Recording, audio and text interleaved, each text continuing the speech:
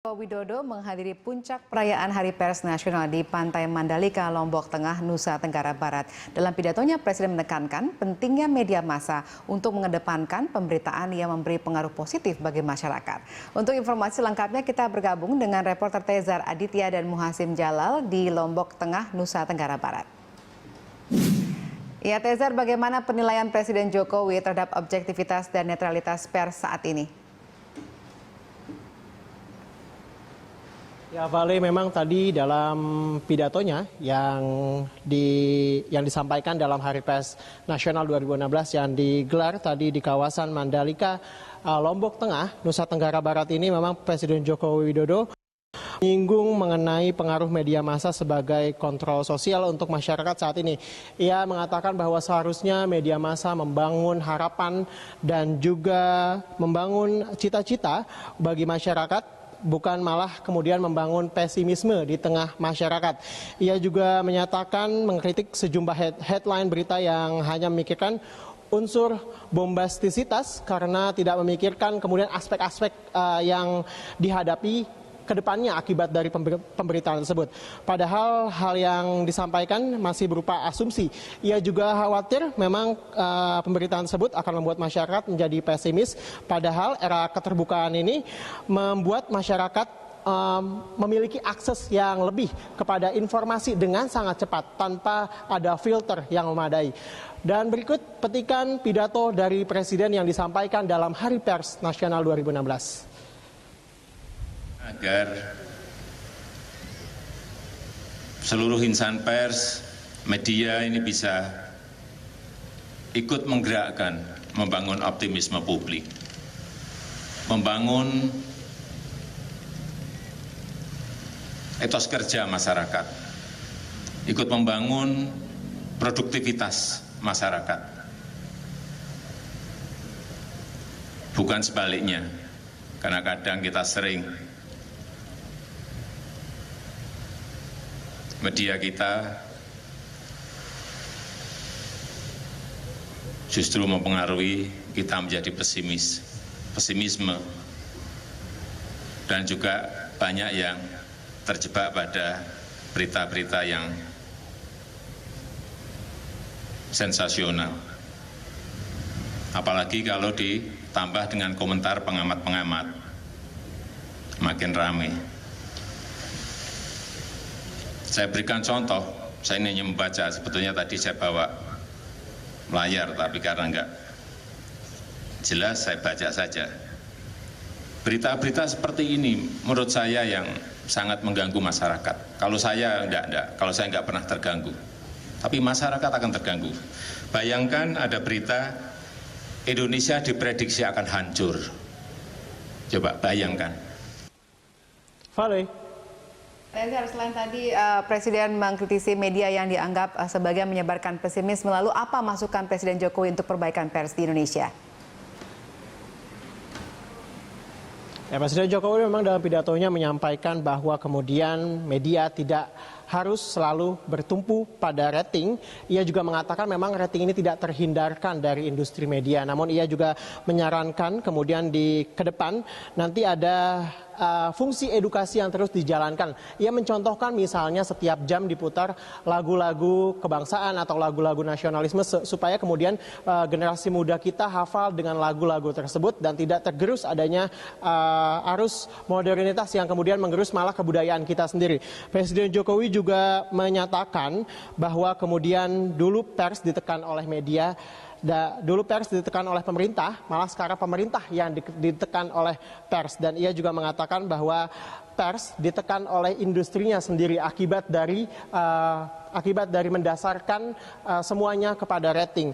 Ia juga berharap bahwa kemudian pers tetap dipercaya masyarakat untuk menjadi pilar keempat demokrasi serta menghadirkan informasi yang jujur, objektif, dan juga memberikan suara bagi pemikiran terbaik yang ada di masyarakat Indonesia tentunya. Vale, kembali ke Anda. Baik, terima kasih Tezar atas laporan Anda. Pemirsa, reporter Tezar Aditya dan Muhasim Jalal melaporkan dari Lombok Tengah, Nusa Tenggara Barat. Pemirsa, Gubernur DKI Jakarta Basuki Cahayapurnama meresmikan 10 ruang terbuka hijau atau RTH dan penataan Plaza Reformasi TPU Pondok Rangon di Jakarta, Jakarta Selatan. Menurut Ahok, Jakarta saat ini memerlukan ruang terbuka hijau sebanyak 30%. Dalam sambutannya, Ahok mengatakan persoalan bangsa adalah pintar membuat namun tidak bisa merawat. Ahok berharap adanya ruang terbuka hijau diiringi dengan perawatan oleh masyarakat. Menurutnya, ruang terbuka hijau di Jakarta tidak pernah mencapai 10%, sedangkan Jakarta memerlukan 30% ruang terbuka hijau. Sebanyak 1.479 taman telah terbangun sebelum tahun 2015. Taman tersebut merupakan taman kota, taman interaktif, dan taman lingkungan.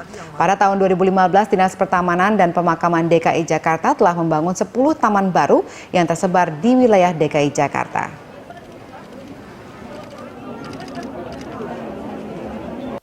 Persoalan bangsa kita ini sebetulnya pinter buat, nggak bisa ngerawat.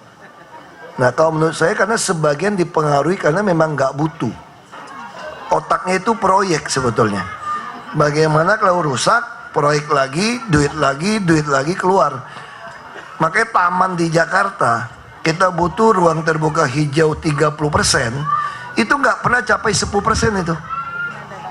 Nanti didudukin orang tanahnya, diambil alih, macam-macam ini. Jadi ini proses kenapa menurut saya ruang terbuka hijau di Jakarta begitu bermasalah. Belum lagi didudukin, belum lagi ada dulu ya oknum RW, RT, oknum RW lah umumnya. Kerjasama sama oknum lurah, camat, nyewain tempatnya, bikin lapak, bikin macam-macam. Nah ini yang masalah. Nah sekarang kita lihat proses ngurus lahan beli aja masalah.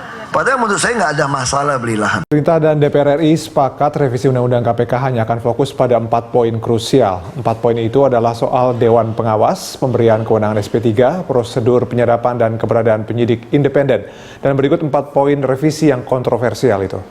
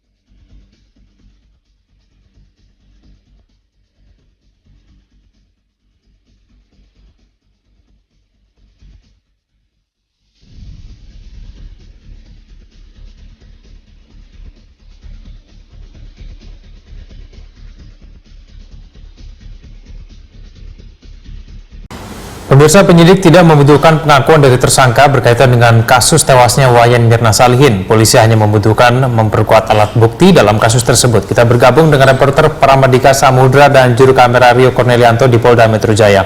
Ya Pram, apakah ada perkembangan mengenai kasus tewasnya Wayan Mirna Salihin?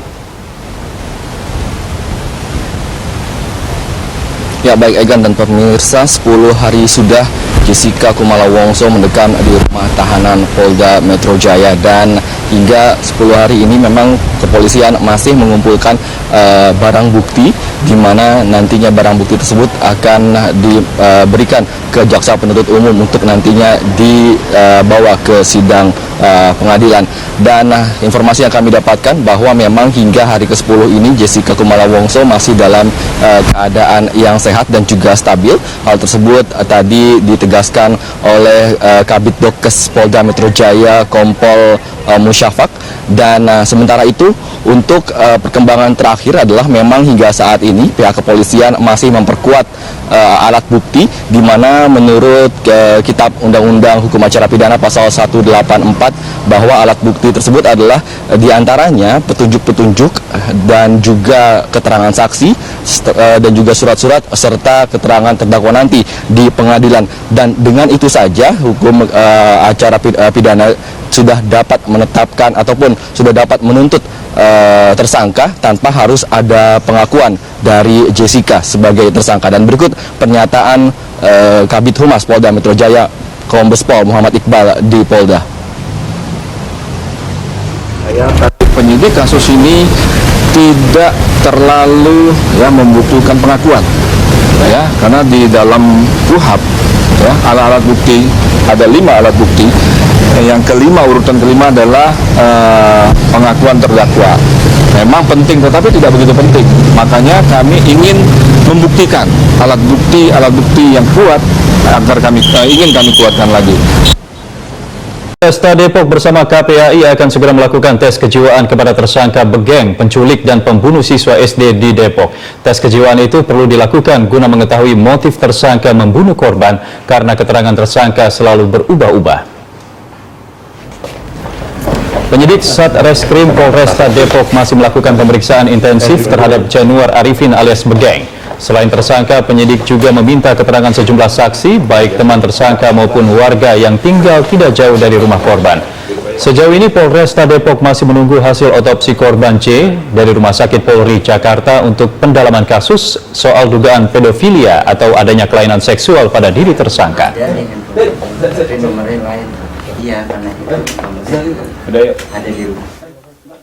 Ini masih dalam pengembangan kita, karena tersangka ini masih seringkali berbalik untuk penyataannya, sehingga tadi kami sampaikan untuk penyidikan ke depannya kita libatkan juga dengan tim psikologi dan tim laboratorium forensik untuk mengetahui cara pasti kepribadian dan perilaku serta kejiwaan dari Januar Arifin alias Begeng, penculik dan pembunuh siswa kelas 1 SD di Depok, Jawa Barat, dikenal sering bersosialisasi di lingkungan tempat tinggal korban.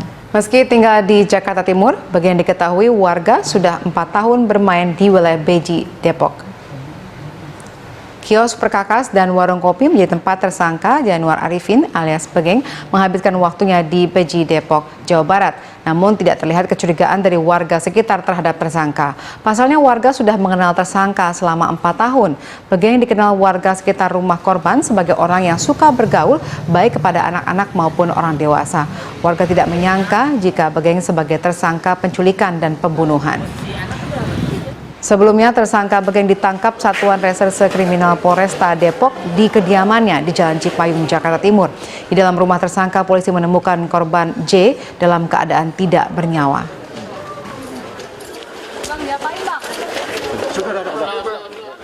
Pelaku sendiri pernah terlihat bareng sama korban gitu Pak jalan. Bocah namanya sini tiap hari. Oh sama, korban juga sering main sini. Iya. Yang mainnya sini, sebenarnya ada lahan bocah, main sepedanya sini. Tiap hari. Tapi kesehariannya dia main sama anak kecil. Enggak, main deket deh. Itu bocah kenal sama dia, kenal banyak bocah kenal sama dia doang. Tapi pelaku tersangka ini kenal sama orang tua korban? Kenal, udah sering beli order di situ. Sejak di bengkel kalau nggak ada alat, sono belinya. Sono dia. Siapa emang dia kerja nggak sih Pak kesehariannya Pak pelaku itu? Kalau katanya ada buka ini percetakan, tapi sehariannya mainnya di sini. Gitu. Tiap hari selalu terlihat di sini? Iya, nggak jelas. Tapi Bapak sendiri tahu rumahnya dia di mana? Orang sini nggak ada yang tahu, taunya pondok gede aja, cerita aja. Bu melihat keseharian namanya deket ya lokasinya, keseharian pelaku itu seperti apa sih? Biasa aja, nggak ada kelihatan ada kelainan, biasa aja. Tapi memang sering mainnya sama anak-anak kecil. Nggak juga, nggak sama siapa aja dia. Jadi orangnya gampang. Kalau zaman sekarang tuh orangnya gaul gitu. Sama siapa aja dia mau deket. Setahu ibu dia udah berapa lama di sini main? Sebelum ini udah 4 tahun, 3 tahun udah lama. Udah di sini. Udah. Tersangka penculikan dan pembunuhan bocah SD tiba di Mapolresta Depok, Jawa Barat dengan tangan diborgol. Tersangka Begeng langsung menjalani pemeriksaan. Dengan pengawalan ketat dari kepolisian bersenjata lengkap, tersangka penculikan dan pembunuhan siswa SD ini tiba di Mapolresta Depok. Tersangka ditangkap di rumahnya di wilayah Lubang Buaya Cipayung, Jakarta Timur. Saat penangkapan, polisi menemukan korban, seorang anak berusia 7 tahun dalam keadaan meninggal. Selain tersangka, polisi juga mengamankan sebuah motor yang digunakan tersangka untuk menculik korban. Tersangka langsung dimasukkan ke ruang gelar perkara untuk menjalani pemeriksaan. Jamaluddin, siswa SD di Depok, menjadi korban penculikan pada Sabtu kemarin. Ia ditemukan tewas di sebuah rumah di wilayah Lubang Buaya Cipayung, Jakarta Timur. Jasad J, bocah korban penculikan dan pembunuhan warga Depok, Jawa Barat, kini masih diotopsi di Rumah Sakit Polri. Ya, pihak keluarga meminta polisi mengusut tuntas kasus ini dan menghukum pelaku seberat-beratnya.